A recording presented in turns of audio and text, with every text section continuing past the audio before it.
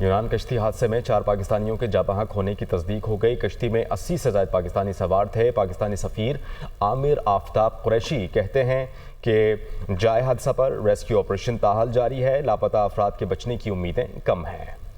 Libya سے غیر قانونی طریقے سے جانے والی 5 کشتیوں پر پاکستانی سوار تھے۔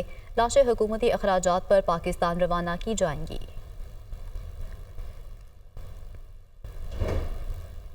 24 سے 30 لاکھ روپے انہوں نے ہر ایک نے جو ہے یا دیے ہیں یا کمٹمنٹ ہے یا کچھ اس قسم کی، یعنی پیسے دے کے اپنی موت جو ہے خریدی ہے، کیونکہ اپنے پیاروں کو جو ہے موت کے لیے مت کھینچیں۔ یہ جو ٹرینڈ ہے کہ اب مائنرز بچے جو ہیں ان کو بھیجا جا رہا ہے، that is very serious. Committee has been form اور اس میں جو ہے انہوں نے ان کو 5 روز کے اندر ہدایت دی گئی ہے کہ وہ وزیر اعظم صاحب کو ایک رپورٹ دیں جس میں جو لوگ اس مکروہ کاروبار میں انوالو ہیں ان کو جو ہے کیسے کردار تک پہنچایا جائے۔ کتنی مشکل کے ساتھ جو ہے انہوں نے یہ ٹائم گزارا، اوروں کے رحم و کرم پر پڑے ہوئے، اتنا افسوسناک واقعہ ہے ان کے خاندانوں کے لیے۔